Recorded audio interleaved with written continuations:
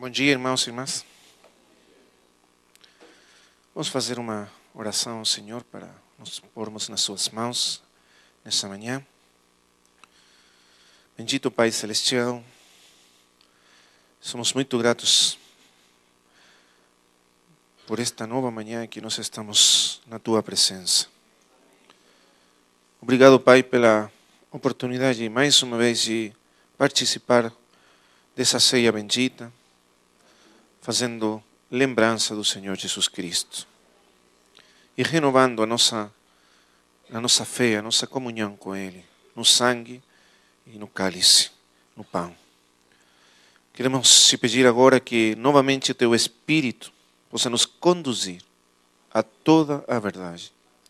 Nós confiamos no Teu Espírito Santo, nós descansamos na Sua graça, no Seu poder, na Sua sabedoria, para Ele nos guiar, nos conduzir e nos introduzir em toda a verdade que está em Jesus Cristo. Amado Pai, nesses dias temos falado do Espírito Santo de Deus. Nos ajuda, pelo mesmo Espírito bendito, a nos entendermos a pessoa e a obra do Espírito, não simplesmente para ter informação teórica nas nossas mentes, mas para realmente confiar no Teu Espírito Santo com todo o nosso ser. No nome de Jesus Cristo. Amém. Irmãos amados, ontem estivemos falando sobre o ministério do Espírito Santo. E se pudermos resumir de alguma maneira o que falamos ontem, diríamos que a obra do Espírito Santo é essencial para o nosso conhecimento, para nós sermos discípulos de Cristo, para sermos conformados à imagem do Senhor Jesus Cristo.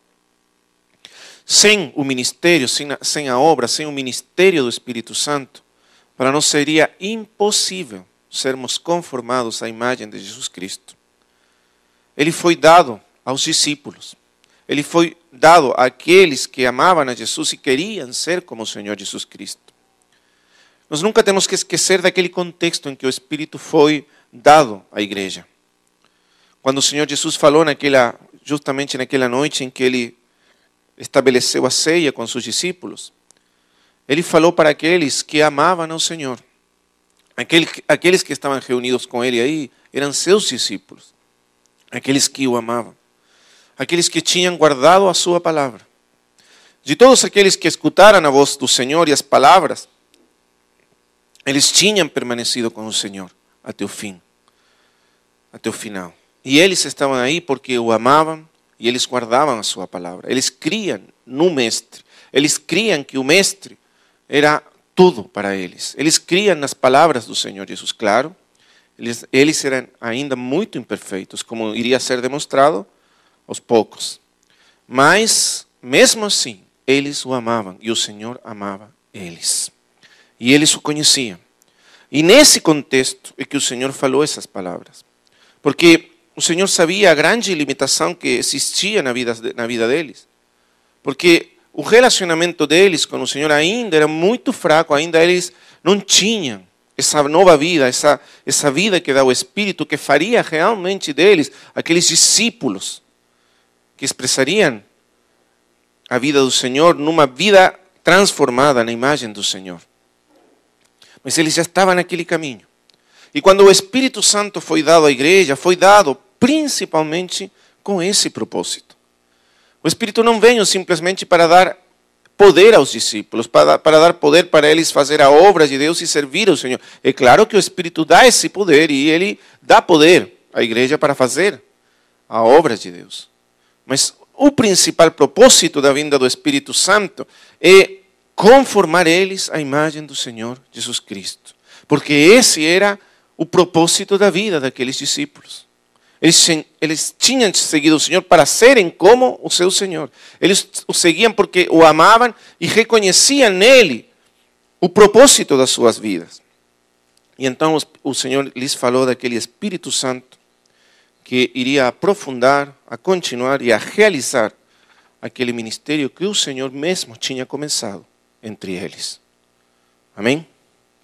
Então é muito importante que nós sempre lembremos disso, que o Espírito Santo veio com um propósito de nos dar essa vida de união com Cristo e aprofundar essa vida de união com Cristo e nos revelar ao Senhor Jesus Cristo e nos introduzir na glória do Senhor Jesus Cristo e nos transformar de glória em glória na imagem do Senhor Jesus Cristo. Mas para que isso possa acontecer, se precisa que nós tenhamos essa atitude de rendermos, de entregarmos, de confiar no Espírito e permitir que Ele nos conduza, nos guie e nos ensine em todas as coisas. Amém? É por isso que o Senhor falou para eles daquele outro Consolador.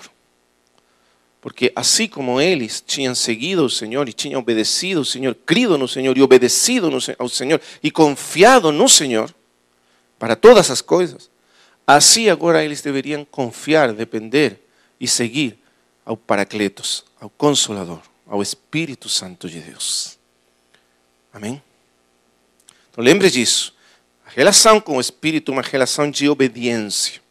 Mas a obediência, no sentido em que existiu no coração, na vida do Senhor Jesus Cristo, não é uma obediência, aquela obediência dos fariseus e os sacerdotes e os escribas de Israel, aquela obediência a mandamentos, leis e regras obrigatórias, mas a obediência do Senhor é uma obediência de amor ao Pai, baseada na sua confiança absoluta no seu Pai. É como, por isso o Senhor falou para os discípulos que Ele falou assim que aquele que não se voltar como uma criança não entrará no reino de Deus. Lembra dessas palavras do Senhor? Que para nós entrarmos no reino de Deus, nós precisamos voltarmos como crianças. Mas por que Ele falou essas palavras? Aí o reino de Deus, na linguagem do Senhor, não é aquele reino futuro, nem também não é aquele reino... o céu no sentido físico, onde Deus está. O reino de Deus, naquele sentido que o Senhor está usando essas palavras, é o ambiente da presença, do governo, da autoridade, da vontade, dos recursos de Deus, rodeando o homem, a vida humana, conduzindo a vida humana. O reino de Deus era a atmosfera onde o Senhor Jesus Cristo morava, vivia, respirava, caminhava. Ele caminhava, respirava no reino de Deus. O reino de Deus era a presença constante do Pai, rodeando Ele, vivendo nele, caminhando junto com Ele e governando todas as circunstâncias da vida dele.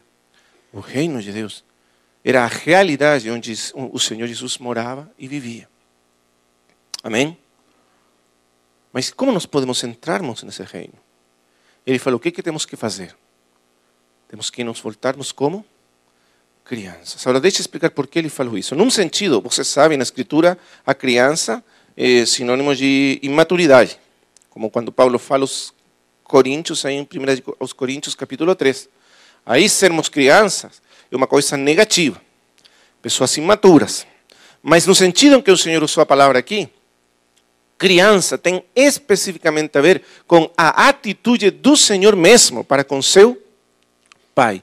Ele, para morar no reino de Deus, para existir, para viver no reino de Deus, você precisa ter a atitude do Senhor Jesus Cristo mesmo. E a atitude dele era a atitude da criança, a respeito do seu Pai. Como é uma criança? O que caracteriza as crianças com respeito aos seus pais? Confiança. Sobre todas as coisas, as crianças confiam nos seus pais. Não é isso? Ainda mais. Para as crianças, os seus pais são as pessoas mais maravilhosas e perfeitas do mundo. Você pergunta para uma criança pequena, quem é a pessoa mais perfeita do mundo? O que ela vai responder? Minha mãe, meu pai. E ele confia. E se você falar qualquer coisa para ela, ela crê, porque confia. Confia cegamente nos pais. Crê que eles realmente são as pessoas mais maravilhosas que existem. E por isso confia neles. E confia totalmente.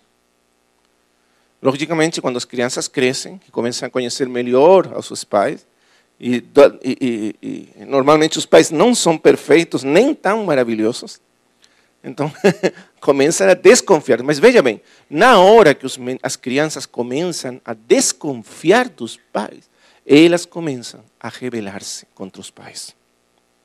Não é assim? Por quê? Porque eles veem que seus pais não são perfeitos, que têm erros, que têm contradições e, portanto, não confiam mais neles e não conseguem obedecer mais a eles como antes. Mas, no entanto, elas consideram os pais as pessoas mais perfeitas, mais maravilhosas do mundo. Elas confiam cegamente nos mandamentos e as palavras dos seus pais. Mas nós temos um pai, o Senhor Jesus tinha um pai, que quanto mais ele crescia e mais conhecia, mais perfeito se tornava diante dos seus olhos. Ele não tinha motivo nenhum para duvidar do seu pai. Ainda mais, todos os motivos cresciam e se aumentavam para ele continuar confiando cada vez mais no seu pai, porque ele conhecia o seu pai. E os mandamentos do pai para ele eram a vida. Você sabe o que fala os provérbios? Se nós queremos entender o sentido da lei de Deus para a nossa vida, nós temos que ler os provérbios de Deus. Aí nos provérbios. Os provérbios, em provérbios diz que a lei de Deus é o caminho da vida. Não fala isso? E diz, ouve, meu filho, os mandamentos do teu pai, porque eles são para ti caminho de vida. O que significa isso? O sentido é que o pai ama o filho. E como ama o filho e conhece a vida, e conhece o caminho da vida, os mandamentos do pai visam ajudar o filho no caminho da vida, fazer dele uma pessoa sucedida no caminho da vida. Não é isso? Você imagina um pai dando mandamentos ou estabelecendo mandamentos e governando a vida do seu filho para trazer mal para a vida do seu filho? Não é que você sabe mais que o filho e você coloca o caminho da vida diante dele. E por isso diz Provérbios, escuta, meu filho, os mandamentos do teu pai. Não é assim? Porque ele sabe mais. Mas nós temos um pai que sabe tudo. O Senhor Jesus tinha um pai que sabia tudo. Os mandamentos dele, do pai para ele, eram o caminho da vida para ele. E ele confiava nesses mandamentos. Então, para ele não eram regras impostas sobre eles, que forçavam ele contra a sua vontade, mas era um caminho mesmo da vida para ele. E agora? Ele confiava como uma criança. Essa era a atitude do Filho de Deus a respeito do seu pai. Você lembra aquela noite em que o Senhor estava naquela barca e veio aquela tempestade, aquela tormenta, e a barca começou a se afundar. E os discípulos, que eram pescadores rudes, né? Até os discípulos, aqueles pescadores rudes, acostumados àquelas tormentas e situações difíceis, até eles estavam apavorados. Porque realmente a barca afundava. Eu nunca passei por uma experiência assim, eu acho que deve ser terrível. Mas já passei aquelas turbulências nos aviões, quando os aviões parecem que caem. E acho que deve ser uma sensação parecida, né?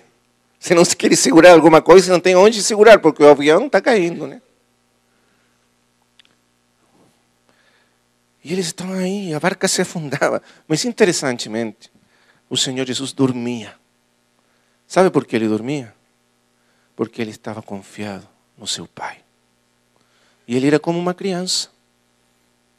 E ele confiava, o Pai estava aí com ele. A barca não se iria afundar porque o Pai estava aí com ele. A sua vida toda foi essa vida de confiança absoluta no seu Pai.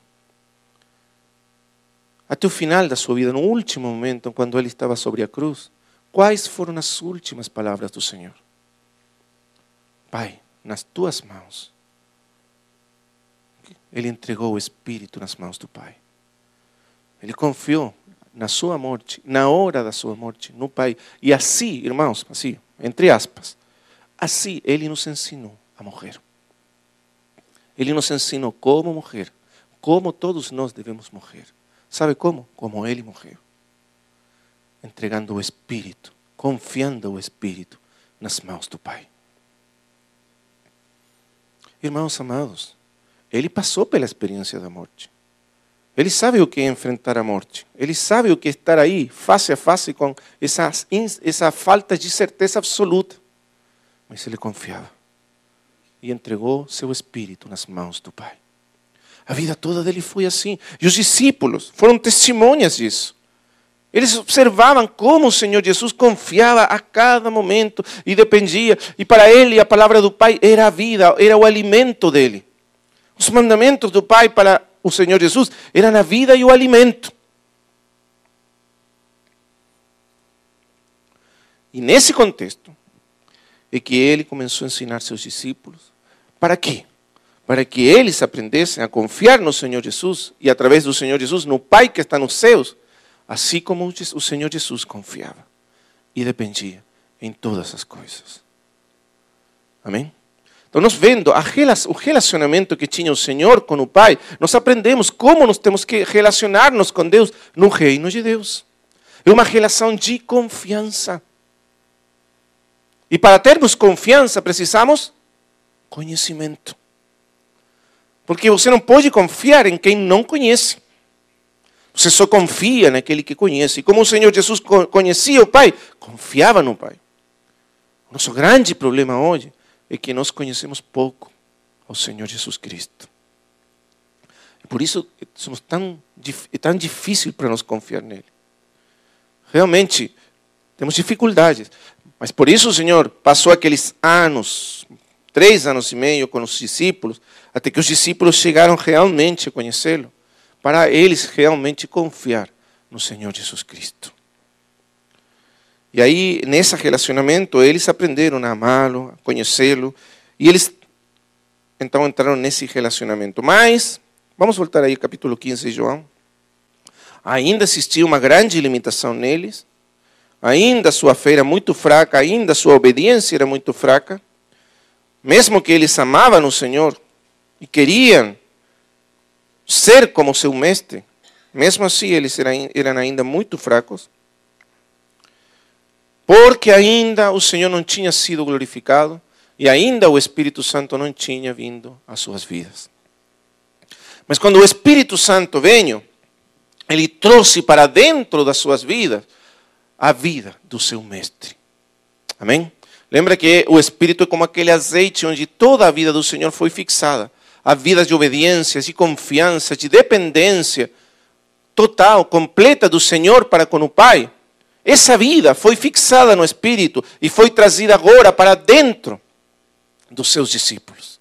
De maneira que a vida cristã não é uma vida onde nós nos esforçamos para sermos como o Senhor, nas nossas forças, nas nossas energias, no nosso poder, o poder da nossa carne, mas é uma vida onde Cristo se torna a nossa vida.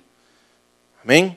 E por meio da vida de Cristo, nós nos tornamos em discípulos seus, o seguimos e vamos sendo transformados.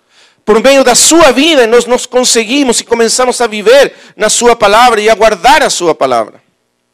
É isso que traz o Espírito Santo de Deus para as nossas vidas. Uma vida de comunhão, de união com Cristo.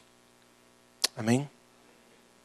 O mestre que antes estava fora deles, agora iria estar dentro deles. E o Espírito Santo vem então para nos dar esse conhecimento profundo, íntimo do Senhor Jesus Cristo. Ele me glorificará. Ele nos dará conhecimento de Cristo. Ele fará resplandecer a glória de Cristo dentro de nós. Ele nos mostrará o coração do Filho, a mente do Filho. Ele nos mostrará os sentimentos do Filho. Ele nos mostrará tudo o que o Filho é e tudo o que o Filho tem. Ainda mais, Ele nos mostrará todo o significado da vida do Filho de Deus. Ele nos mostrará o que significou a sua morte, a sua ressurreição, a sua exaltação. Ele revelará tudo o que está na pessoa e na obra do Senhor Jesus Cristo para nós.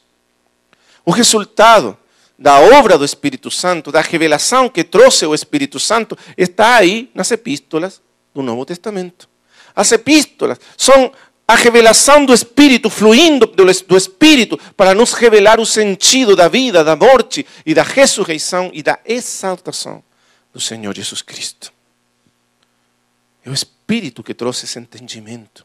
É do Espírito que vem o conhecimento do propósito eterno de Deus. É do Espírito que vem o entendimento acerca da igreja. Tudo vem do Espírito como resultado da vida, da morte e da ressurreição do Senhor Jesus Cristo. Amém? E essa é a obra que faz o Espírito. Então nós precisamos do Espírito Santo de maneira absoluta para viver a vida cristã. É isso que o Senhor queria ensinar para os discípulos. Agora vocês, assim como vocês dependeram de mim e confiaram em mim e me seguiram em tudo e tentaram de me obedecer em tudo, agora vem uma coisa ainda muito melhor. Agora vocês têm que continuar assim, mas seguindo, confiando e obedecendo ao Consolador, ao Paracletos, ao Espírito de verdade.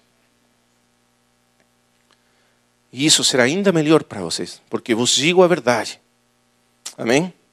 Quando Ele venha, já não será mais um mestre fora deles, mas estará agora dentro deles. E agora a mesma vida do mestre estará dentro deles.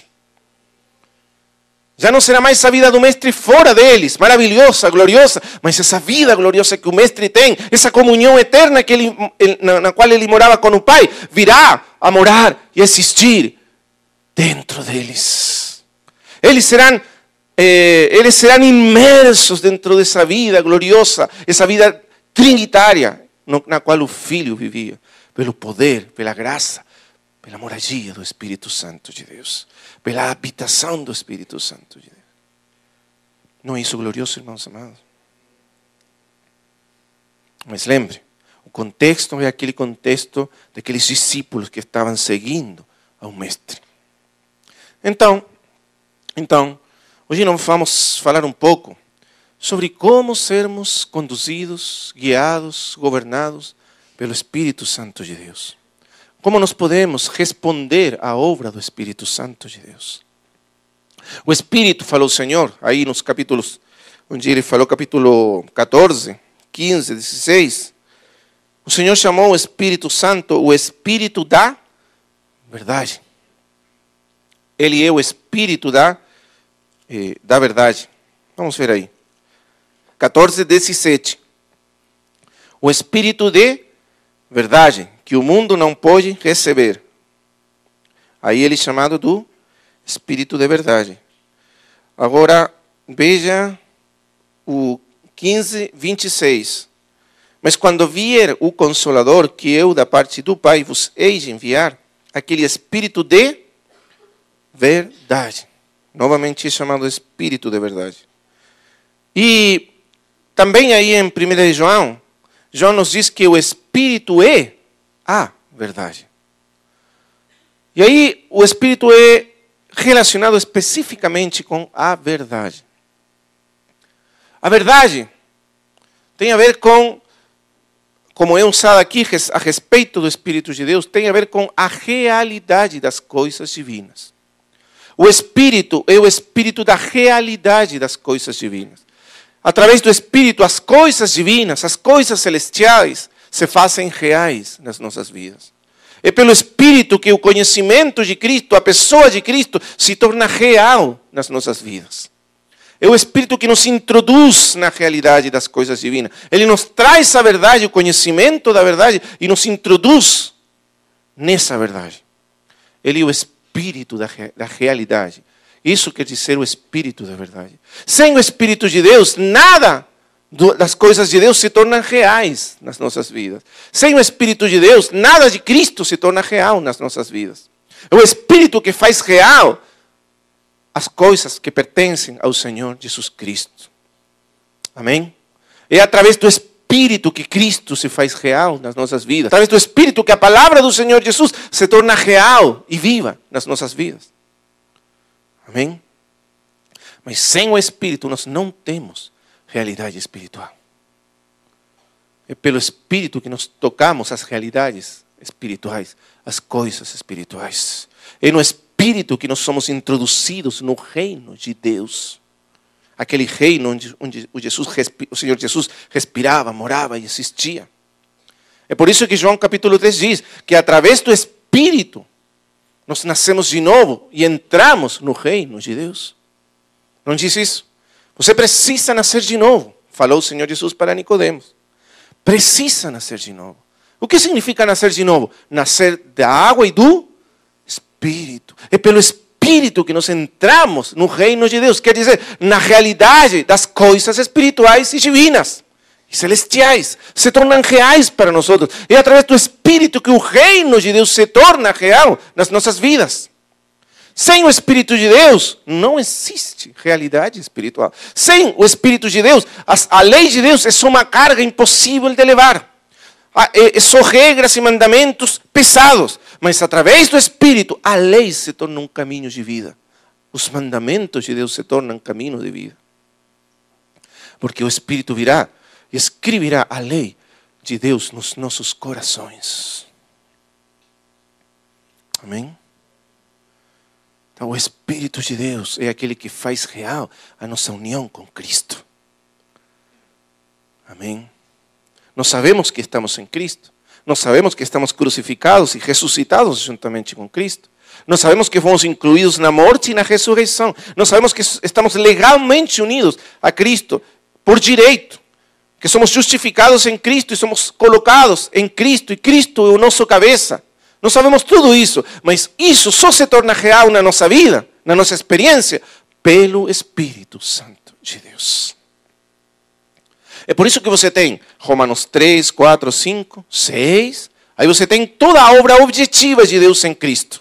Tudo que Deus fez a nosso favor em Cristo. Como fomos justificados, como fomos liberados do pecado, como fomos separados de Adão e postos em Cristo.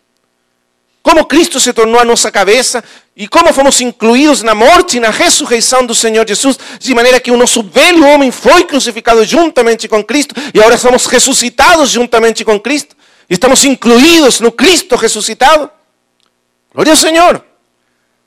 Não é verdade tudo isso? Mas só no capítulo 8 isso se torna real na nossa experiência. Quando? Quando andamos no Espírito Santo de Deus. Amém? Então nós precisamos desesperadamente do Espírito Santo de Deus. Mas temos que compreender, irmãos, que o Espírito é uma pessoa. É o Paracletos de Deus. E o Paracletos nos fala de uma pessoa que vem para nos consolar, vem para nos socorrer, para nos ajudar, para nos ensinar, para ser o nosso advogado. Pessoa na qual temos que aprendermos a confiar e a depender. Como o Senhor fazia também. Então, meus amados irmãos, nós estamos nesse aprendizado. É isso que significa viver no Espírito. Mas para viver e andar no Espírito, primeiramente nós precisamos entender o propósito do Espírito. E o Espírito veio para quê? Para nos dar poder, para nos dar alegria, para nos dar amor. É certo que ele veio para tudo isso. Mas ele não veio, isso é o resultado, o fruto da sua operação nas nossas vidas. Mas para que vem o Espírito Santo? Você, para andar com o Espírito, primeiramente tem que concordar com o propósito, com a intenção do Espírito. Você primeiro tem que se render à direção central do Espírito Santo para o homem. Para que vem o Espírito? Segundo os Coríntios 3, 18. Para nos conformar à imagem do Senhor Jesus Cristo. Amém? Ele veio para nos conformar, não só individualmente, para conformar-nos todos, como sendo um só corpo, à imagem do Senhor Jesus Cristo. Ele veio para aplicar às nossas vidas todas as riquezas insondáveis do caráter, da vida do Senhor Jesus Cristo. Amém? Ele veio para nos dar a mente de Cristo, veio para dar-nos o coração do Senhor Jesus, os sentimentos do Senhor Jesus Cristo. Ele veio para nos comunicar a vontade do Senhor Jesus Cristo. Ele veio para dar-nos uma vida de união com Cristo. E para que Cristo seja formado em nós. Amém? Então, para andarmos no Espírito, primeiramente, precisamos entender o propósito do Espírito Santo de Deus. Porque tudo que o Espírito faz nas nossas vidas, o faz com esse propósito. Ele veio para dar-nos conhecimento de Cristo. Ele veio para aprofundar e glorificar ao Senhor Jesus Cristo nas nossas vidas. Ele veio para nos mostrar quão maravilhoso, quão grandioso, quão glorioso é o Senhor Jesus Cristo. Amém? E aí nós começamos a andar no Espírito Santo de Deus. Então, hoje vamos falar de algumas coisas mais práticas a respeito de como podemos nós andar no Espírito. Ontem nós falamos, e deixamos ainda pendente falar mais disso, de como naquela figura, ou aquele fato que aconteceu no Rio Jordão, quando o Senhor Jesus foi batizado, nós vemos duas coisas acontecendo. De uma primeira parte, nós vemos João o Batista falando assim: eis o Cordeiro de Deus, apontando para o Senhor Jesus. E de uma outra parte, vemos Deus falando do céu, o Pai falando desde o céu, dizendo: esse é o meu Filho amado. E verificando isso, ou comprovando isso, enviando o Espírito Santo como uma pomba que repousou sobre ele. Então, a figura que nós temos aí é a pomba repousando sobre o Cordeiro. Amém? A pomba repousou sobre o Cordeiro. E a palavra repousar significa que ele fez habitação permanente. Ele ficou aí, ele encontrou aí a sua moradia, ele encontrou a sua casa no Senhor Jesus. Ele achou que estava a seu gosto, a seu prazer naquele Cordeiro Santo e ficou aí. A pomba fez a sua morada, seu ninho no Senhor Jesus Cristo. Não é isso maravilhoso, irmãos amados? Porque desde o tempo em que o homem foi criado, o Espírito Santo não tinha achado habitação sobre a terra. É certo que ele vinha às vezes sobre os profetas, os reis, as pessoas do Velho Testamento, mas ele nunca ficava. Ele só ficava um tempo e depois ia embora. Mas agora ele veio, achou habitação, ficou aí, a seu prazer. É como nós falamos, a sua vontade. Quando você chega na casa de alguma pessoa, fala assim: fica à vontade. E o Senhor falou para o Espírito, o Cordeiro falava no seu coração para o Espírito: fique à vontade.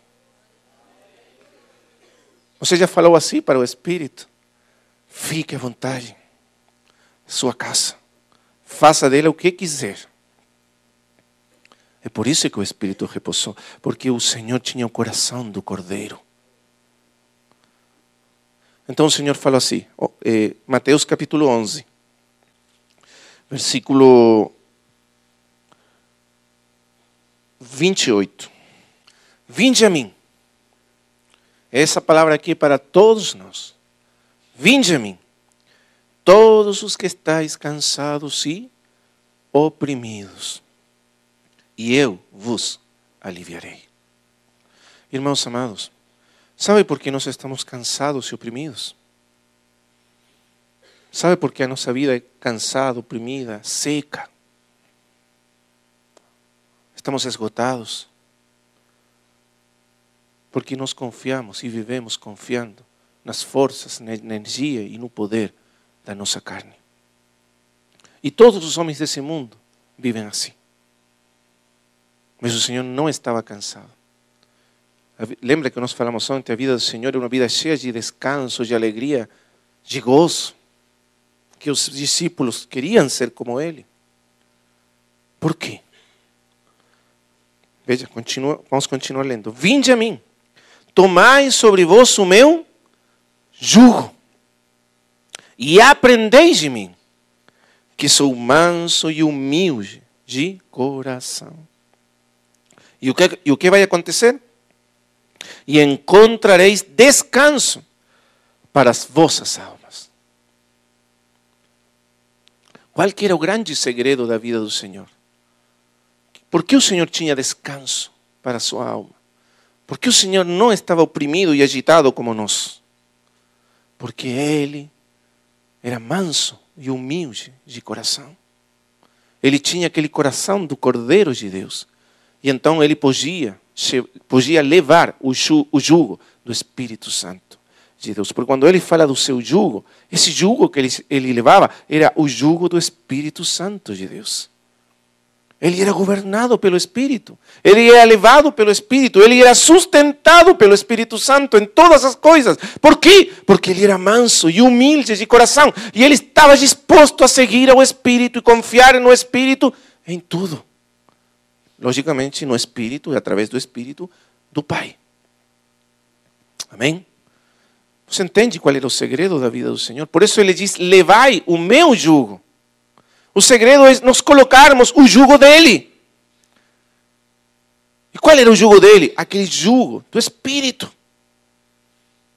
A pomba estava sobre ele. A pomba morava nele. Mas a pomba não é um animal, um bicho assim, agressivo, impositivo. Ela não é uma águia, um falcão, assim, agressivo. Mas ele é uma pomba. É gentil. Ele não impõe nada sobre nós. Ele não nos obriga a fazer nada. Ele só sussurra, ele só fala. Suavemente. É um jugo leve. Não é? Mas se você escutar a sua voz, ele encherá a sua alma de alegria, de paz, de amor infinitos. Que maravilha, irmãos amados. Ele quer que nós caminhemos com Ele, mas voluntariamente. Que nós nos rendamos a Ele, mas suavemente. Que nós aceitemos docilmente o seu jugo. Então Ele diz, vinde para mim e aprendei a levar o jugo junto comigo. Porque ele levava um jugo. Então aqui a ideia é aquele boi que leva o jugo. Você sabe, os bois sempre vão de dois. Você sempre tem dois, um casal de bois, sempre. E então os dois levam o jugo. Mas quando você tem um boi novo, o boi novo é muito arisco ainda. Então ele não sabe levar o jugo. Ele quer ir para lá, quer ir para cá, quer fazer ainda a sua vontade. Mas aquele boi velho sabe. Ele sabe levar o jugo. E o Senhor diz, vocês não sabem, mas eu sei. Vinde, eu levarei o jugo junto com vocês. Eu vos ensinarei a levar o jugo, porque eu sei levar o jugo. Então é como se você for aquele boi novo, você é colocado do lado dele, junto com ele. E ele ensina ao boi, e então o boi velho ensina o boi novo a levar o jugo. Não é maravilhoso estarmos no mesmo jugo com o Senhor Jesus Cristo? Porque Ele nos ensina como levar o jugo. Ele nos ensina a ouvir e obedecer a voz do Espírito Santo de Deus. Ele nos dá seu coração. Ele coloca seu coração dentro do nosso coração. O seu coração manso e humilde. Glória ao Senhor Jesus Cristo. Aí está o segredo para andar no Espírito. O coração do Senhor Jesus. Mas como? Agora nós estamos unidos a Cristo. Viu? É o jugo dele que está em nós. Pelo Espírito Santo de Deus estamos unidos a Cristo. Estamos em Cristo. E o Espírito nos dá, nos ensina, revela ao nosso coração, aos nossos sentimentos, à nossa mente, o coração do Filho de Deus. E assim aprendemos a levar o jugo junto com Ele. Glória ao Senhor. Glória ao Senhor. Manso significa disposição a ser conduzido, a ser governado. E humilde significa que nós reconhecemos a nossa necessidade, a nossa dependência dele em tudo. Disposição a ser corrigidos. Você está disposto a ser corrigido pelo Espírito Santo de Deus? Você está disposto a que o Espírito entre na sua vida e corrija tudo da sua vida? Ou você tem áreas da sua vida que você não, aqui não. Aqui eu sei. Aqui eu não preciso de ajuda. É por isso que você está cansado. Está oprimido. Mas se você deixa que o Espírito entre e suavemente pegue o controle, tome o controle da sua vida em tudo, você vai ver quanto descanso. Mas tem irmãos que não deixam que o Espírito tenha nada a ver com seus negócios. Eles acham que eles sabem como fazer os negócios. Eles creem que o Senhor Jesus não tem nada a ver com os negócios. Ah, não, peraí, Senhor, esses são meus negócios. Eu sei como fazer aqui. É por isso que você está cansado. Você crê que o Senhor do universo não sabe de negócios? Você crê que Ele não sabe da engenharia ou que sei lá o que você faça na vida? Ele que desenhou todo o universo. E o ajustou de uma maneira que até hoje os cientistas estão maravilhados. Irmão, por isso os discípulos falavam assim. Por isso Paulo falava assim: nele estão escondidos todos os tesouros da sabedoria e do conhecimento. Deixe que o Espírito entre e governe toda a sua vida. Deixe que Ele seja o mestre e que a palavra de Deus trate com a sua vida em todas as coisas. Confie nele. Ele sabe melhor do que você o que é bom para a sua vida em tudo. Se você for um estudante, Ele sabe o que é melhor para você como estudante. Se você está na faculdade, Ele sabe o que é melhor para você na faculdade. Se você trabalha, seja qualquer trabalho que você tiver, saiba que Ele sabe melhor o que você, como trabalhar e como fazer esse trabalho. Confie nele, não confie mais em você. Seja como criança, confie em Deus. Seja como essa criança que confia cegamente. O meu Pai, o mais grande de todos, o mais maravilhoso de todos, o mais perfeito de todos, eu confio nele. Ele sabe. Então, você vai achar descanso para a sua alma. Amém? Irmãos, andar com o Espírito é uma arte que nós precisamos aprender. Porque Ele é uma pomba dócil. E nós precisamos andar com Ele. E para andar com Ele nós temos que ter o caráter do cordeiro.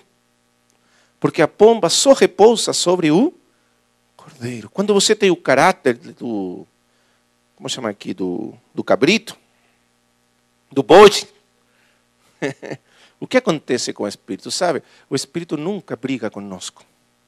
Lembra aí, Gênesis 6:3, quando a terra toda virou violenta e agressiva e o homem se corrompeu sobre a terra, Deus falou assim: não brigará mais meu espírito com o homem. Quando o coração do homem não é manso, é agressivo, é violento, quer fazer a sua vontade, sabe o que faz o Espírito? O Espírito não entra a brigar com você, o Espírito recua. Recua, fica calado e some das nossas vidas. Ele está aí, mas não fala. Irmãos, por isso Paulo falou aos Efésios: não entristeçais o Espírito Santo de Deus. Quando você é violento, quando você é agressivo, quando você deixa que seu coração se encha de ódio e essas coisas, o Espírito simplesmente recua. Ele não entra a brigar com você. Esse é o segredo de andar no Espírito Santo de Deus. O Espírito não invade as nossas vidas. Ele não entra como um furacão dentro das nossas vidas. Ele não faz assim. O Espírito é gentil, porque Deus é gentil. Amém? Ele procura nossa colaboração sempre. O grande teólogo puritano do século XVII, John Owen, dizia assim: o Espírito Santo opera em nossas vidas, opera em nós, conosco, mas nunca sem nós. Vou repetir. O Espírito Santo de Deus opera em nós, conosco, mas nunca sem nós. Entendeu o que significa isso? Que a obra que faz o Espírito Santo de Deus em nós sempre visa a nossa colaboração. O Espírito sempre vai chamar para que nós colaboremos com Ele, para que nós nos rendamos a Ele voluntariamente, para que nós desejemos andar com Ele. Ele nunca vai entrar e vai impor ou vai forçar nada nas nossas vidas. Ele nunca vai obrigar a nossa vontade a fazer a sua vontade. Ele nunca vai trazer pensamentos e obrigar a nossa mente a pensar os seus pensamentos. Ele não vai fazer isso, porque Deus O Deus eterno nos fez com liberdade. Ele não vai violar aquilo que Ele criou e nos deu. Porque se Ele fizesse isso, Ele nos tornaria autômatas, robôs. Mas Ele não quer robôs, Ele quer filhos amados. Ele não é um ditador. Bendito seja seu nome. Ele não é um ditador. Amém? Nós precisamos aprender a andar no Espírito. O Senhor nos falou como? Sendo como Ele, levando o jugo dEle, aprendendo dEle, que é manso e humilde de coração. E então, nos acharemos descanso. E Ele falou, porque o meu jugo é leve, suave, e a minha carga é leve. Quando você vive a vida na força, no poder, na energia, na sabedoria, na inteligência da sua carne, que carga pesada é essa? Que peso é esse sobre a vida humana? Ou seja, você viu quando o Espírito tem o governo, o coração fica leve, sem peso, porque a carga, Ele a leva. Amém?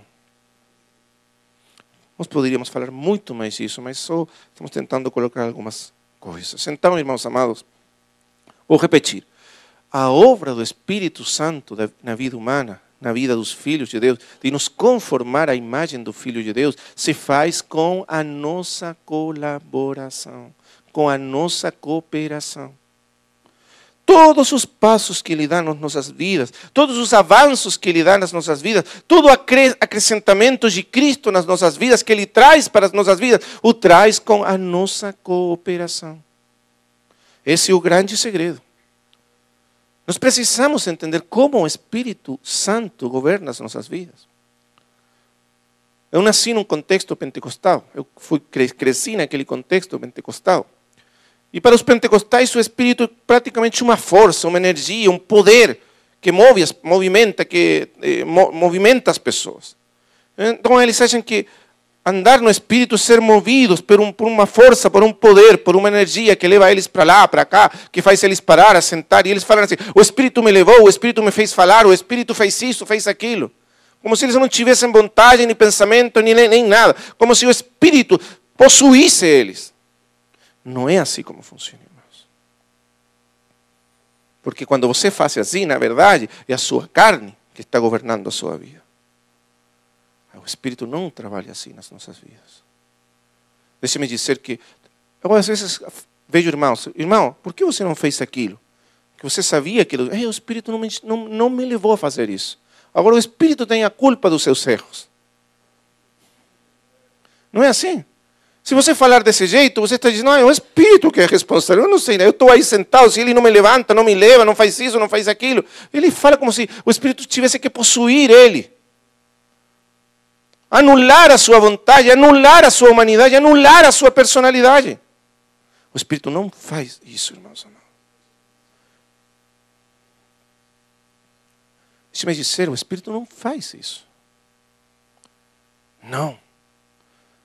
Ele traz a nosso coração o conhecimento do Senhor. Ele traz a nossa vontade, o conhecimento, a nossa mente, o conhecimento de Deus.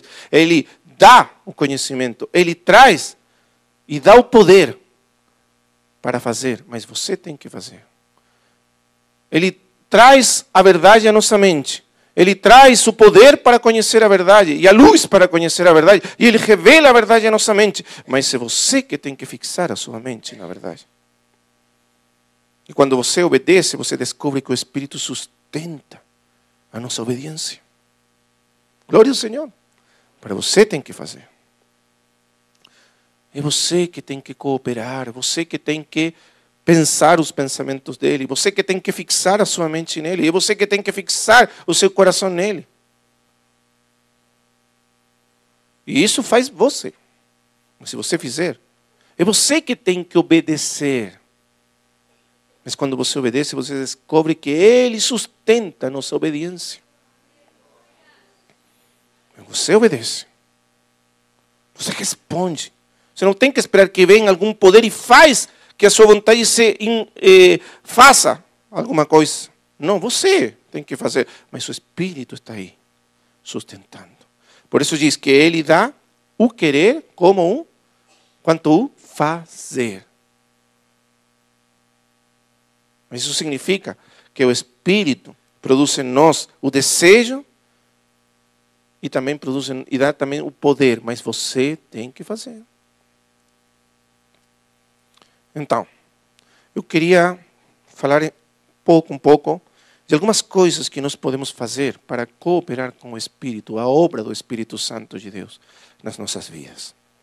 Vamos ler aí 1 de Timóteo, capítulo 4, versículo 7. Diz assim, versículo 7 primeiro. Mas rejeita as fábulas profanas e de velhas. Não vamos falar disso hoje, né? Só porque está no versículo. A segunda parte que importa agora. E exercita-te a ti mesmo em piedade. E logo acrescenta, porque o exercício corporal para pouco aproveita, mas a piedade para tudo é proveitosa, tendo a promessa da vida presente e da que há de vir. Irmãos amados, uma das coisas que nós precisamos aprender, e eu acho que precisamos aprender desesperadamente entre os filhos de Deus, é a disciplina espiritual.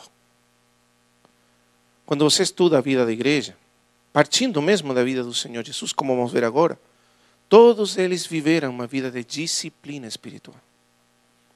A disciplina espiritual tem a ver justamente com a cooperação da nossa parte com a obra do Espírito Santo de Deus, com a obra que o Espírito faz nas nossas vidas. É a resposta humana à obra do Espírito Santo de Deus. Não é que as disciplinas espirituais por si mesmas nos tornam santos ou nos transformam, elas não têm esse poder, é o Espírito que nos transforma. Mas pelas disciplinas nós nos colocamos nas mãos do Espírito, nós nos colocamos na condição de sermos ajudados, socorridos pelo Espírito Santo de Deus. E vamos entender por quê. Mas Paulo diz para Timóteo, exercita-te para a ti mesmo em piedade. Exercitar-se aí, a palavra que usa o apóstolo aí, é a mesma que se usava quando as pessoas iam para a academia, fazer academia, e exercitavam. Os gregos gostavam muito de fazer academia. E eles submetiam o seu corpo a uma disciplina de exercícios para melhorar os seus corpos, a parte física dos seus corpos. Mas Paulo diz que esse exercício, com tudo o bom que ele possa significar, é pouco proveitoso. Mas as pessoas entram numa disciplina, não é assim? Eles afastam um tempo específico das suas vidas para ir naquela academia e fazer aqueles exercícios. Não adianta fazer ocasionalmente, quando eu sinto fazer. Adianta alguma coisa, irmão, fazer assim quando eu sinto ir para a academia? Não adianta nada. Será que alguém faz exercícios assim ocasionalmente quando acorda assim com desejo de fazer exercício? Na verdade, ninguém acorda com desejo de fazer exercício. Não é? Mas você sabe que isso é bom para a sua vida. Né? Você sabe que é bom. Então, o que você faz? Você disciplina a sua vida. Você coloca a sua vida sob disciplina e entra naquela disciplina de exercícios. Aí você vai, e você vai, e você vai, e você vai, e logo depois você vai coletar o fruto disso. Não é assim? Paulo está falando dessas coisas práticas. Mas ele diz que da mesma maneira em que os homens disciplinam o seu corpo, entrando num processo de disciplina, você tem que disciplinar a sua vida para as coisas de Deus. A piedade significa tudo que tem a ver com as coisas de Deus. Na verdade, o mistério da piedade está no capítulo 3, versículo 16. E diz, e sem dúvida alguma, grande é o mistério da piedade. Qual que é o mistério da piedade? Veja, Deus se manifestou em carne. Foi justificado no Espírito, visto dos anjos, pregado aos gentios, crido no mundo, recebido acima, né? O que significa tudo isso? Isso é um resumo do mistério de Deus e de Cristo. É o resumo daquele Porque começa com a encarnação do Filho de Deus e acaba quando a igreja seja recebida na glória. Em outras palavras, é o processo pelo qual Cristo é formado em nós. Mas para que isso aconteça, diz Paulo, você tem que disciplinar-se, exercitar-se. Você tem que cooperar. Porque, irmãos amados, nada, da maneira que Deus fez o homem, desenhou a natureza humana, nada se produz na natureza humana que tenha resultados permanentes sem disciplina. Nada. Se você quiser ser um músico, um engenheiro, um médico, você assim ocasionalmente pega um livrinho, estuda e vê se por acaso. Será que você vai conseguir alguma coisa assim? Não, meu amado. Você tem que disciplinar sua vida, entrar numa disciplina de estudo, de formação, difícil, cansativa, mas o fruto você colheita. Mas nós temos para com a vida cristã, para com o assunto mais grande do universo, o assunto mais fundamental e essencial de todos os assuntos da nossa vida, uma atitude ocasional. Nós achamos porque ocasionalmente escutamos uma coisa por aí, ouvimos uma coisa por acá, lemos um livrinho por aí, e aí pronto, tá. Aí de alguma maneira nós chegaremos lá. Meu amado, você está levando a sério a vida cristã? Está levando a sério o propósito de Deus na sua vida? Paulo diz, nós levamos a sério esses assuntos. Vamos ver outra passagem sobre o assunto. 1 Coríntios, capítulo 9, versículo 24. Não sabeis, vós, que os que correm no estágio, todos na verdade correm, mas um só leva o prêmio? Correi de tal maneira que o alcanceis. E todo aquele que luta, de tudo se abstém. Eles o fazem para alcançar uma coroa corruptível, nós, porém, uma incorruptível.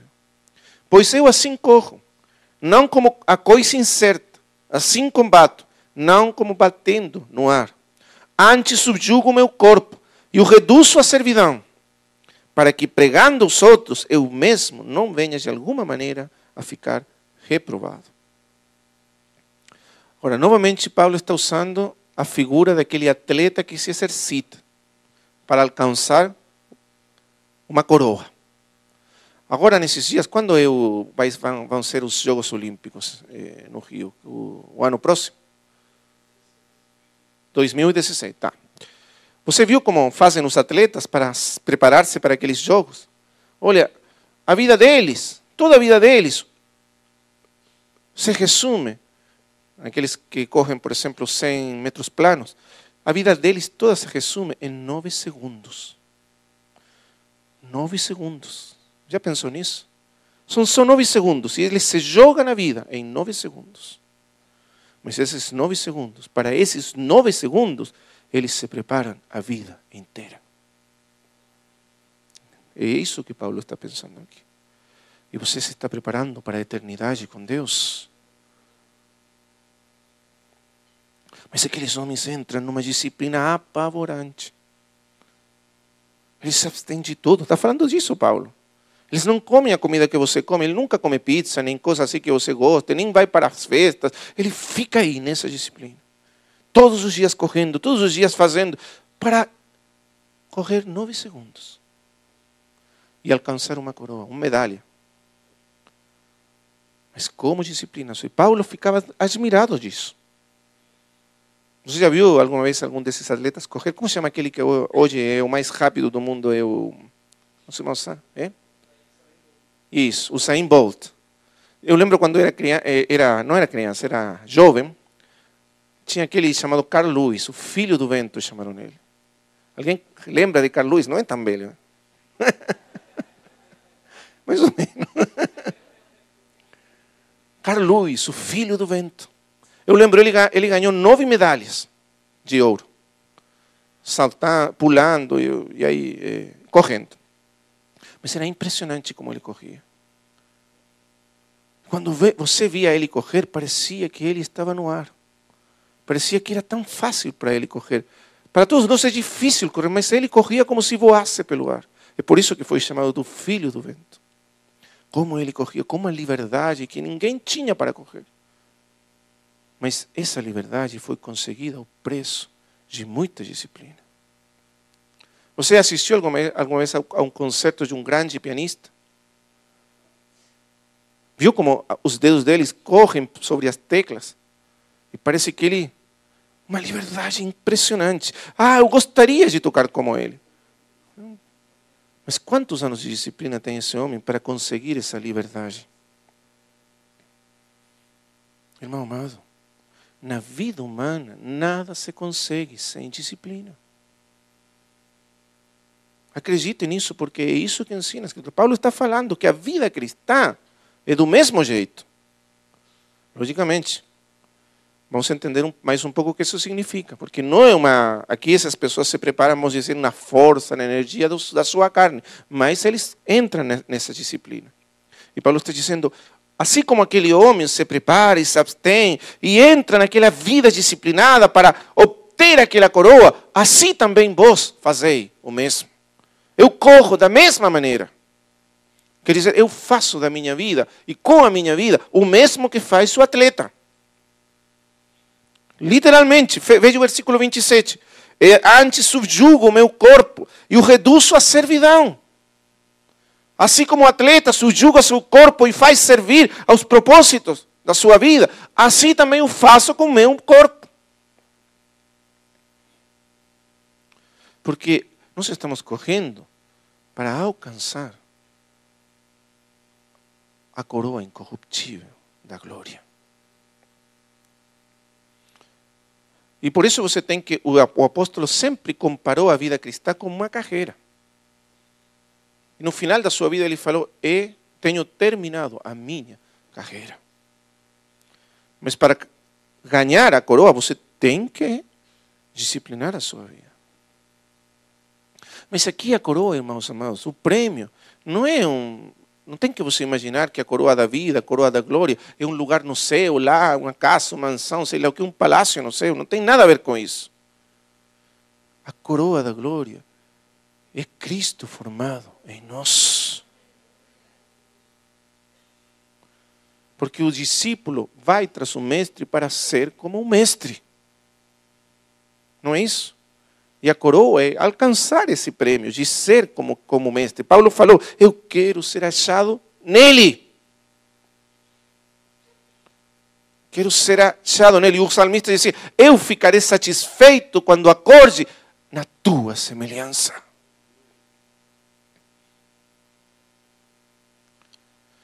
Então vamos tentar entender um pouco o que significa isso. E vamos falar de algumas disciplinas espirituais que o Senhor Jesus Cristo mesmo praticou. Porque o Senhor não só ensinou os discípulos com a palavra, mas também com seu exemplo. Vamos ver algumas coisas que precisamos. Tem muitas, mas vamos hoje só falar de algumas poucas que nós precisamos na nossa vida. Vamos ler aí em Lucas capítulo 5, versículo 15 e 16. A sua fama, porém, se propagava ainda mais. E ajuntava-se muita gente para ouvir e para ser por ele curada das suas enfermidades. Ele, porém, retirava-se para os desertos e ali orava. Numa versão em espanhol que chama-se a Bíblia de Latinoamérica, a tradução é a seguinte, diz o versículo diz, ele, porém, retirava-se frequentemente para os desertos e ali orava. Porque o grego dá a ideia de que isso não era uma questão ocasional, mas era uma conduta habitual do Senhor Jesus. Era um hábito, uma disciplina na vida do Senhor Jesus. Amém? Qual que é o propósito de uma disciplina, irmãos amados? Tente pensar um momentinho. Ninguém gosta da disciplina, isso já não sabemos. O processo pelo qual você adquire alguma habilidade é uma disciplina. Mas ninguém gosta da disciplina. Mas uma vez que você adquiriu a habilidade, então você gostou da disciplina. Não é assim? O propósito de uma disciplina é produzir em nós um hábito. Por exemplo, você tem uma criança aí. E você quer ensinar a criança a escovar os dentes. O que você faz? Dá uma aula sobre escovar os dentes à criança? Vem cá, menino, vou te ensinar, dá uma aula, olha aqui o dentinho, e explicando. Pronto, acabou. E depois deixa que o menino vai sozinho aprender a escovar os dentes. É assim que funciona? Não? Por que não? E por que nós achamos então que a vida cristã funciona desse jeito? Que a única coisa que precisamos é uma aula sobre algum assunto espiritual e pronto, cada um de nós verá e conseguirá o assunto. Será? Nada na vida humana funciona assim. A criança precisa de uma disciplina. O pai está aí do lado dele, a mãe está aí. Filho, escova os dentes. Filho, vai lá escovar os dentes. Filho, vai lá escovar os dentes. Filho, quantas vezes? São anos, né? Anos. 2, 3, 5. Mas finalmente se torna um hábito. E quando isso se torna um hábito, o que acontece? Ele já nem precisa pensar no assunto. Se torna uma necessidade para ele. E todos nos sentimos assim a certa hora do dia, que precisamos escovar os dentes, uma necessidade, um sentimento, uma coisa dentro do nosso ser. Mas é um hábito que se adquiriu por disciplina. Agora, deixem-me explicar um assunto. E aqui nós precisamos prestar muita atenção. Lembra que nós falamos ontem que o Senhor Jesus cresceu sob o governo do Espírito Santo, desde sendo criança. Então, desde criança, ele foi formado pelo Espírito e ele adquiriu hábitos espirituais. Mas todos nós nascimos sob o poder da carne e adquirimos hábitos pecaminosos. Porque assim crescimos todos nós. Então, o trabalho do Espírito tem duas partes. Primeiro, nos livrar dos nossos hábitos pecaminosos. E segundo, introduzir, criar em nós hábitos espirituais. Porque nós não temos hábitos espirituais. Todos os nossos hábitos são hábitos em função da carne. Nós aprendimos a fazer a vontade da carne, a nos render à vontade da carne, a fazer o que a carne pede de nós, o nosso corpo, a satisfazer o nosso corpo. Quando nós falamos da carne, no sentido prático, significa viver para o corpo. Porque viver para a carne é viver para os desejos do nosso corpo. Agora, não tem nada mal, os desejos do nosso corpo não são maus. Estão aí, porque Deus nos desenhou assim. Mas viver para satisfazer os desejos do corpo, fazer do corpo e seus desejos a razão da vida, isso é a carne. Isso é a vida da carne. Você entende o que estamos falando? Então, o Espírito precisa formar em nós novos hábitos. Mas como sempre estivemos sob o governo da carne, então a carne criou muitos hábitos nos nossos corpos. Hábitos pecaminosos. Para nós permitir o Espírito criar novos hábitos, nós precisamos dessas disciplinas espirituais. Que na vida do Senhor Jesus não eram obrigações, nem imposições, nem coisas pesadas. Eram a maneira certa. Eram profundamente parte do seu ser. Como quando uma disciplina produz em nós um hábito. Então, veja aqui. E ele, porém, retirava-se para os desertos e ali orava frequentemente. O que significa isso? O Senhor Jesus, ele precisava de estar sozinho com Deus, o Pai. Essa é uma necessidade fundamental da sua vida. E era então um hábito fundamental, essencial da sua personalidade humana. Fazia parte do seu caráter, o hábito de se apartar e estar sozinho com Deus. Ele precisava disso mais do que tudo. Você lembra quando ele fala em João capítulo 5 que o filho sempre está ouvindo o que o pai fala? E sempre está vendo aquilo que o pai faz? Lembra disso? Mas como acontecia isso? Aqui você tem um segredo. Porque o filho sempre procurava estar sozinho com o seu pai, e ouvir o pai, e escutar o pai. Agora, pense um momentinho nisso. será que nós não precisamos disso? Se o Filho eterno de Deus, o Verbo encarnado, precisava esse tempo com Deus, será que nós não precisamos disso? Ele precisava para ouvir a voz de Deus. Ele precisava para estar com Deus. Quando o Senhor diz, Marcos capítulo 3, que quando o Senhor escolheu os seus discípulos, os 12, diz que ele subiu um monte e passou a noite inteira sozinho com Deus, orando a Deus. Antes de escolher os 12. Porque era um passo tão grande que ele precisava ouvir a voz do seu Pai nesse ponto. Para ele era um hábito da sua vida, essa solidão com Deus. Mas por quê? Veja o contexto onde acontece isso. Versículo 15. A sua fama, porém, se propagava ainda mais. E ajuntava-se muita gente para ouvir e para ser por ele curada das suas enfermidades.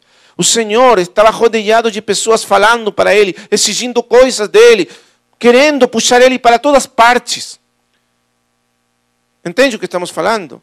Ele precisava encontrar o centro da sua vida.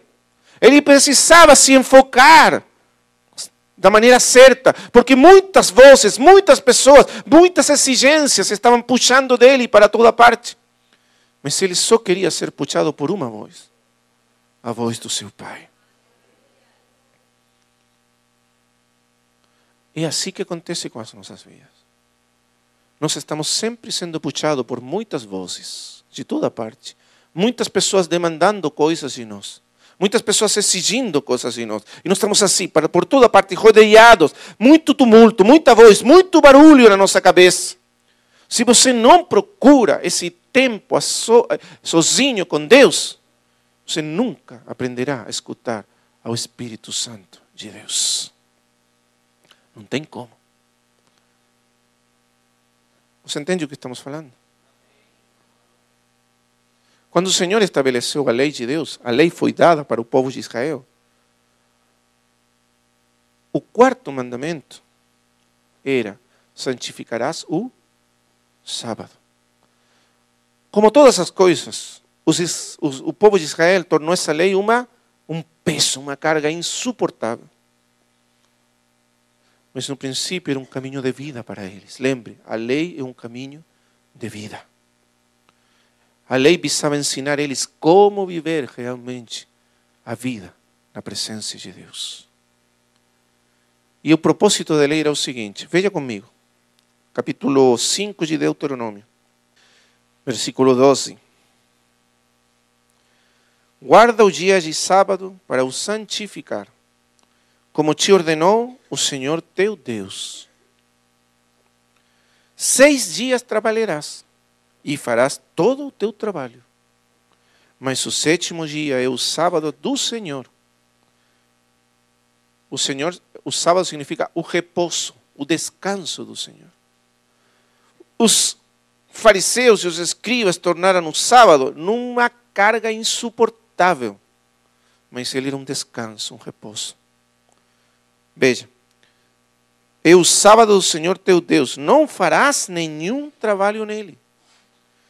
Nem tu, nem teu filho, nem tua filha, nem o teu servo, nem a tua serva, nem o teu boi, nem o teu jumento, nem animal algum teu, nem o estrangeiro que está dentro das tuas portas, para que o teu servo e a tua serva descansem como tu. O que significa o sábado, irmãos amados? No centro da lei de Deus, o sentido do sábado é que todos nós precisamos parar regularmente, habitualmente, aqui uma vez por semana, parar de tudo, deixar de fazer tudo, abandonar tudo o nosso trabalho, tudo o que nós temos, todas as nossas preocupações, todas as nossas inquietações, tudo que puxa de nós nessa vida. E muitas coisas puxam de nós, muitas responsabilidades, muitos deveres, mas essas coisas que puxam de nós, finalmente impedem que nós escutemos a voz de Deus. E nós precisamos nos afastar para estar com Deus. Porque o sábado é para Deus. O propósito do sábado é que nós estejamos com Deus. Sem fazer nada. Sem fazer nada. Você precisa estar sem fazer nada. E estar com Deus. Esse era o segredo do Senhor Jesus.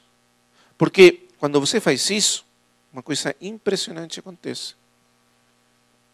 Começam a cair todas as vozes, todos os desesperos, essa sensação de ser puxado por toda parte. Porque, irmãos amados, deixem-me falar uma coisa para você. A voz de Deus, a voz do Espírito, não compete com outras vozes. Ele não entra na cacofonia das muitas vozes na nossa mente e no nosso coração, tentando se impor e ser escutada. Não. É Deus. Você precisa vir para Ele. É assim que nos ensina a Escritura. É assim que nós nos relacionamos com Deus. Para ouvir a voz de Deus, você precisa deixar tudo. Porque você está reconhecendo que a voz dele é o mais importante na sua vida. Você está reconhecendo que esse relacionamento com Ele é o que mais importa. Então você deixa tudo e vai para Ele. E aí você escuta a sua voz. Amém? Irmãos, é isso que o Senhor Jesus fazia na sua vida. Os discípulos não só viram Ele falar e ensinar e falar sobre a sua comunhão com Deus, mas eles foram testemunhos de como Ele disciplinava a sua vida para esse tempo com Deus. Mas para o Senhor Jesus não era uma imposição, não era uma carga. Para o Senhor Jesus era a essência da sua vida. Era um hábito espiritual que fazia parte do seu caráter. Amém? Mas para nós, que estamos no extremo oposto, precisamos entrar nesse hábito espiritual. E hábito nenhum se forma sem esforço. Agora você vai me dizer, não, irmão, nós estamos sobre a graça, nada a ver o esforço aqui, irmão. Mas, irmão, deixe-me explicar uma coisa. Paulo diz para Timóteo, 1 Timóteo 2:1, esforça-te na graça. Aqui estamos uma contradição nos termos. Quer dizer que você se esforça na graça. Irmãos amados, quando você vai para essas disciplinas, você não vai sozinho. Você vai na graça de Deus. Você vai no poder do Espírito Santo de Deus. Porque sem esse poder você não poderia criar esse hábito espiritual. Mas você obedece, creia no Espírito, confia no Espírito, entra na disciplina e o Espírito forma essa disciplina na sua vida. Você tem que crer e obedecer ao Espírito Santo de Deus. Ao princípio vai ser difícil, porque toda a sua carne, todos os hábitos do nosso corpo puxam contra as disciplinas espirituais. Isso é assim. Veja outra relacionada com a mesma disciplina. Um exemplo na vida do Senhor e os discípulos. O Senhor, à noite que ele foi entregue, ele foi para aquele jardim de Getsemane e orou aí. Lembra? Aquela noite diz que a alma do Senhor estava angustiada até a morte. Nunca antes o Senhor precisou tanto dos seus amigos quanto essa noite. Como ele precisava de ajuda, de consolo, de conforto. Essa noite terrível para a sua alma. Ele pediu para seus amigos, os seus amados, orarem, velarem com ele essa noite. E eles foram, e eles queriam, mas o corpo deles puxou deles. E eles ficaram dormidos. Não foi assim. E aí quando o Senhor orava sozinho, eles estavam dormindo. Por que eles dormiram? Por que eles não conseguiram velar com o Senhor 1 hora? Porque não tinham disciplina espiritual na sua vida. Porque o corpo ainda governava a sua vontade. E puxou deles e ficaram dormidos. E o Senhor ensinou para eles uma grande lição essa noite. E falou assim: velai e orai, para que não entreis em tentação. O Espírito, a nova vida dentro de nós, a vida do Espírito dentro de nós, está disposto. Mas a carne é fraca.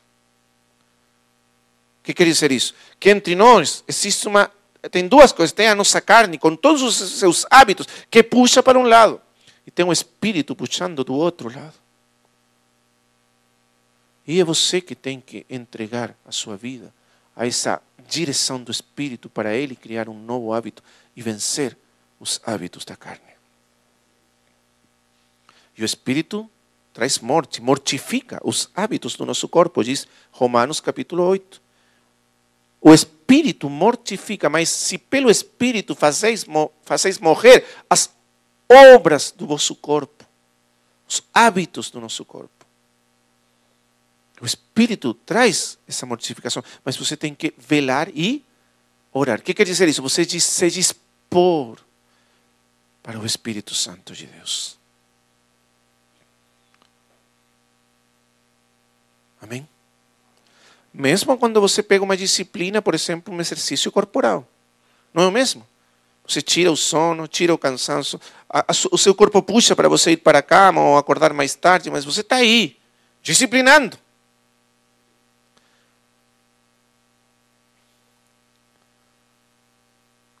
Amém. Então, no princípio, nenhuma disciplina é fácil. No princípio é difícil, porque todos os hábitos do nosso corpo estão puxando do outro lado. Mas se você entra e crê e obedece, você vai ver. Logo, vai se tornar um hábito. E você vai necessitar, e já não vai ser difícil, vai ser fácil. Amém? Mas, irmão, você acredita no Senhor Jesus? Mas estou falando sério, irmão. Novamente, você acredita nele, confia nele? Você crê que ele é o mestre que vai ensinar a sua vida a viver em plenitude? Então você crê que você precisa aprender as disciplinas espirituais dele? Então, por isso que no centro da lei está o sábado. Porque o propósito, você tem 6 dias para trabalhar, falou o Senhor. Em 6 dias você vai ser puxado de muita parte, muitas coisas vão entrar no seu coração, você vai ficar estressado, agitado, indo de lá para cá. Você já quase não vai conseguir escutar a voz de Deus. Você vai ficar desenfocado. Mas então você volta para o seu centro. Volta para o seu centro. Volta para o seu centro. Volta para o seu centro. E continua seguindo o Senhor. Esse é o propósito do sábado. Então, falando assim claramente, quer dizer que você precisa afastar um tempo físico, real, de relógio na sua vida para estar com Deus. Onde você abre mão de tudo. Como a mente humana é uma questão difícil, você não controla a sua mente. No princípio, você não vai conseguir. A sua mente vai ficar agitada, pensando lá, ok, você está. Não consegue. É por isso que você precisa tempo. Tempo para que a sua mente, para que as águas da sua mente se acalmem. Amém? E você começa a escutar a voz do Senhor. Olha, é uma coisa tão simples, tão fácil. Ele não está pedindo que você faça uma coisa muito difícil de fazer. Uma coisa tão simples. Ele só pede que você creia nele, obedeça. Quando você faz isso, maravilhosamente você vai começar a ouvir a voz do Pai, a voz do Espírito, ordenando sua vida, trazendo todas as coisas ao centro. Mas você precisa crer e entrar nessa vida onde Cristo se faz presente nas nossas vidas. Amém? E eu gostaria de falar, que poderíamos falar muitas outras, mas vou falar só uma segunda disciplina espiritual. Tem várias mais, mas vou falar as 2 que eu acho que agora são principais para as nossas vidas. Primeiro, então, tempo de solidão com Deus. Quando você lê a vida de todos os grandes servos de Deus, você vai ver. Todos eles praticaram essa vida. Estava lendo faz pouco aqui o livro do irmão Austin Sparks. E ele começa falando aquele livro. Ele diz, me afastei uns dias para ir no campo para estar sozinho com Deus. Ele começa assim, se olhou assim rápido, ele nem só menciona de passado o assunto, mas ele diz, eu fui para o campo para estar sozinho com Deus porque eu precisava, e foi aí que os meus pensamentos foram ordenados e eu ouvi a voz do Senhor. E começa assim. O livro chama-se Pioneiros no Caminho Celestial. Viu? É isso que nós precisamos. E daí, irmãos, a segunda disciplina, que tem a ver com o que nós fazemos para cooperar com o Espírito Santo nas nossas vidas, é a memorização e a meditação da palavra de Deus. Por que precisamos disso? Veja comigo, Salmo 1. Precisamos disso porque a nossa mente tem sido formada por os pensamentos, as ideias, as crenças do mundo. E nós precisamos que a nossa mente seja renovada. Agora, é o Espírito que renova as nossas mentes. É o Espírito que cria em nossa mente de Cristo. Mas nós precisamos cooperar com o Espírito Santo de Deus. Porque a única coisa que o Espírito não faz por nós é pensar por nós. Somos nós os que decidimos o que vamos a pensar com as nossas mentes. Isso forma parte da nossa responsabilidade, o que nós pensamos. Se você quer deixar a sua mente solta, pensando qualquer coisa, aí está você. O Espírito não vai pensar os seus pensamentos. Você está entendendo isso? É muito importante. Então, a nossa mente foi formada pelo mundo. E a nossa mente está cheia de pensamentos, ideias, conceitos, crenças do mundo. E na vida humana, o que nós cremos governa o que nós fazemos e somos. O que você realmente acredita, as ideias, os pensamentos nos quais você realmente acredita. Não aquilo que você diz acreditar, mas o que realmente acredita é o que governa a sua vida. E isso é muito profundo nas nossas vidas. É por isso que Paulo diz para os Efésios, diz Efésios 4, diz assim, versículo 22, que quanto ao trato passado, vos despojeis do velho homem, que se corrompe pelas concupiscências do engano. As concupiscências são os desejos do nosso corpo, que governam a nossa mente. Mas diz que nós temos que nos despojar daquele velho homem. Despojar do velho homem significa tirar o velho homem da nossa mente. Porque o velho homem vive nas nossas mentes, nas nossas crenças, nos nossos pensamentos. Veja, 23. E vos renoveis no espírito da vossa mente. Quer dizer, na estrutura fundamental de pensamentos, crenças, ideias da nossa mente. E vos revistais no novo homem de Cristo. Quer dizer que a nossa mente chega a ser a mente de Cristo. Mas então, a pergunta é, como nós nos vestimos do novo homem? Quer dizer, como nossa mente chega a ser a mente de Cristo, o novo homem? Só existe um caminho. Porque a mente de Cristo está na palavra de Deus. A palavra de Deus tem a mente de Cristo. Não é isso maravilhoso? Porque Ele é o verbo de Deus. E as palavras dele são a mente dele. Assim como você não pode conhecer a mente de pessoa nenhuma sem ouvir as suas palavras, o que ele fala, o que ele diz, assim também você não pode ter a mente de Cristo sem as palavras do Senhor Jesus. E toda a Bíblia é a palavra dele. Nós precisamos que essas palavras entrem nas nossas mentes e cheguem a ser a vida das nossas mentes. Aquilo que governa realmente nossa mente. Aquilo que nós realmente cremos. Sobre todas as coisas. E como nós cooperamos com o Espírito Santo para isso? Então veja, Salmo 1. Bem-aventurado o homem que não anda segundo o conselho dos ímpios. O conselho dos ímpios é a mente do mundo. Pedro diz que nós recebemos a nossa vã maneira de viver dos nossos pais. Nós somos muito gratos ao Senhor por os nossos pais, mas se os nossos pais eram ímpios, eles nos ensinaram muitas coisas erradas sobre a vida e sobre tudo.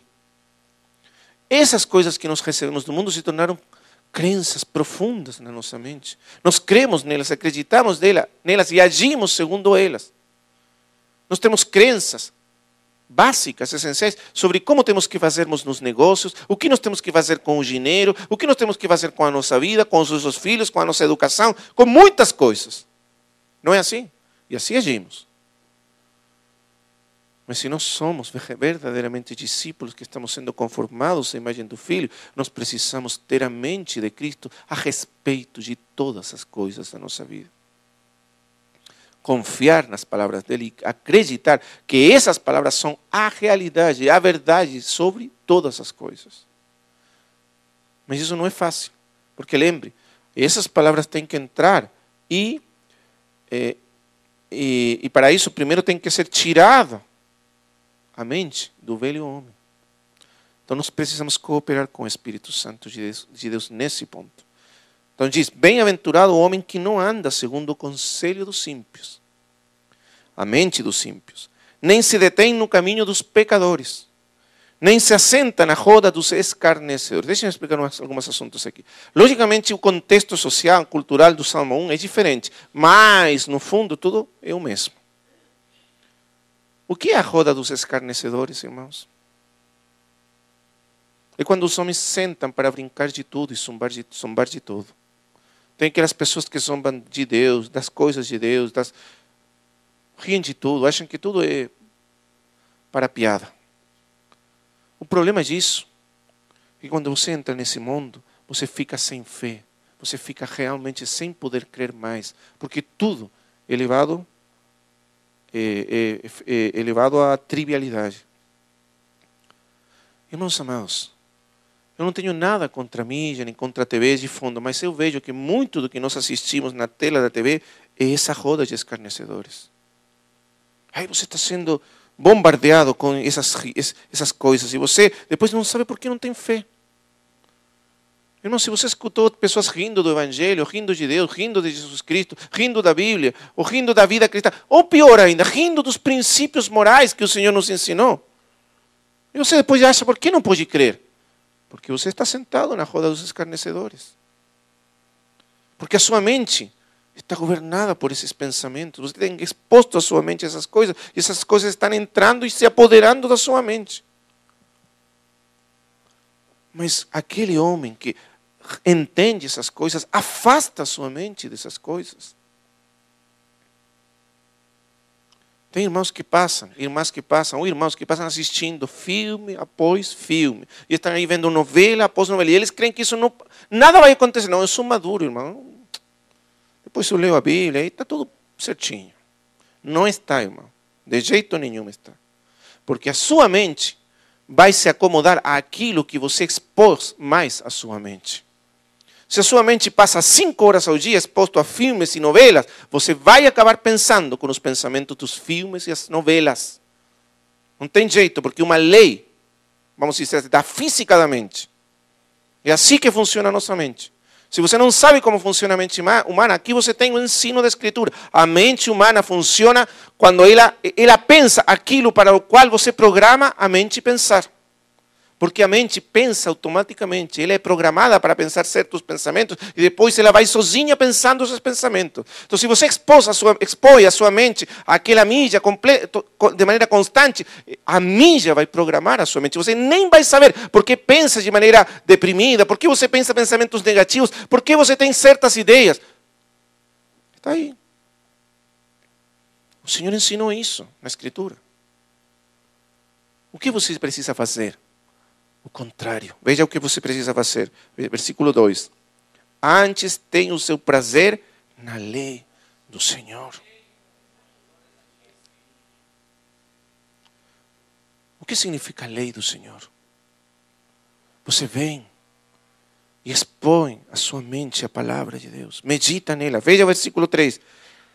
2.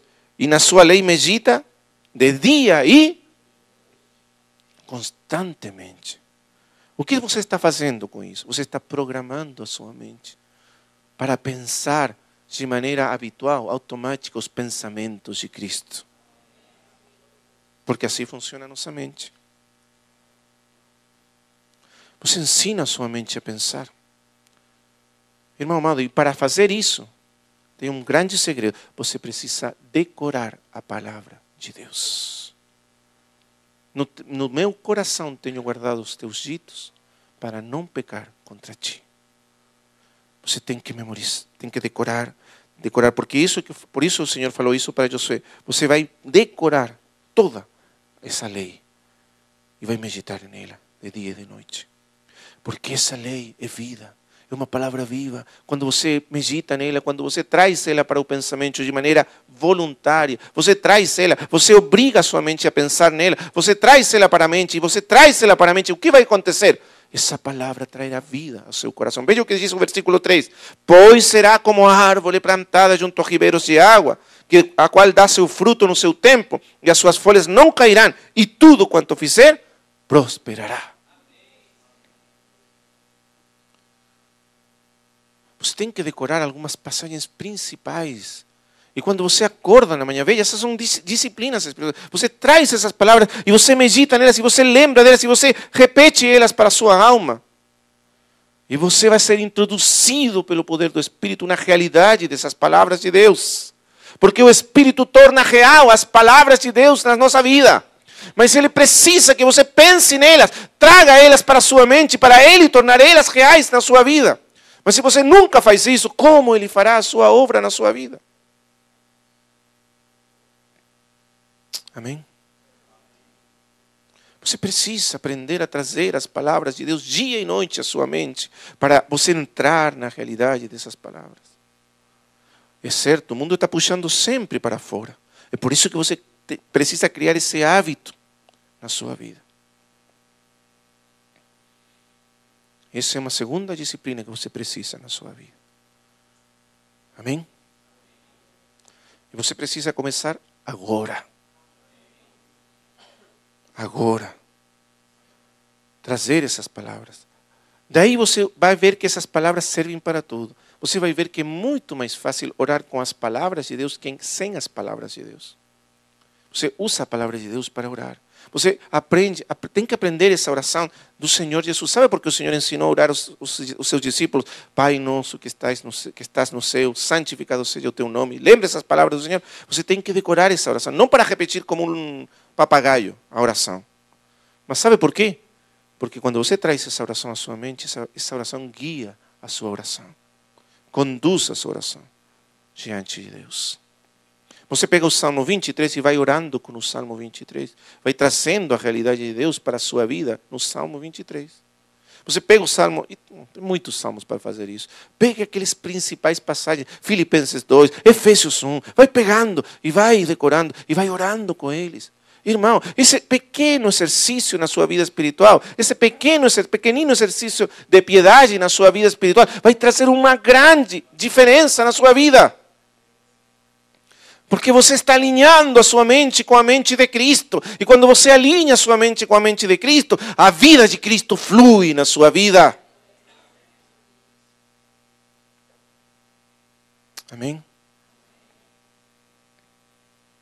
E você está cooperando com o agir do Espírito Santo na sua vida. É por isso que o Senhor falou, quem me ama, guardará a minha palavra. E através dessa palavra, o meu Pai o amará, e viremos nele e faremos nele morada. Mas para que o Senhor realmente faça morada nos nossos corações, o nosso coração tem que estar cheio da palavra do Senhor. Amém? Então, eu acho, irmãos, que vamos terminar por aqui, por enquanto. Eu creio que no mínimo essas duas disciplinas vão nos ajudar muito. Uma outra coisa, na vida de comunhão, nós precisamos trazer também a palavra de Deus para a nossa vida de comunhão. Colossenses diz, capítulo 3, diz que a palavra de Cristo more em abundância em vós, falando entre vós, na comunhão, na vida de comunhão, falando entre vós, com essa palavra de Deus. Quantas vezes, irmãos, nós nos juntamos para falar vida de comunhão, né? E falamos de futebol, falamos... Eu não estou falando que nós não podemos falar dessas coisas. Mas se tudo que nós falarmos quando estamos em comunhão é de futebol, do tempo, do clima, sei lá o quê, histórias por aqui, histórias por lá, nós não estamos aproveitando nossa vida de comunhão. Sabe por quê? Porque nós somos muito fracos. E às vezes, nem com muito esforço conseguimos fixar a nossa mente na palavra de Deus. Mas então nós chegamos para o corpo e o corpo nos ajuda. Irmãos, nós temos tantos dias da semana conversando e ouvindo tanta coisa nada que não tem nada a ver com o Senhor. Então, quando nós chegamos para estarmos juntos, não seria bom nós escutarmos falar sobre aquele Senhor que é a nossa vida e o nosso todo? Quanto nos ajuda isso? Mas nós chegamos para essa comunhão e falamos de qualquer coisa e vamos embora. O que adiantou isso? Não temos disciplina com as nossas mentes. Ou chegamos para a reunião, escutamos a palavra e ouvimos uma palavra que nos renova, nos fala ao coração, mas daí saímos para lá, cruzamos a porta e vamos falando de qualquer coisa.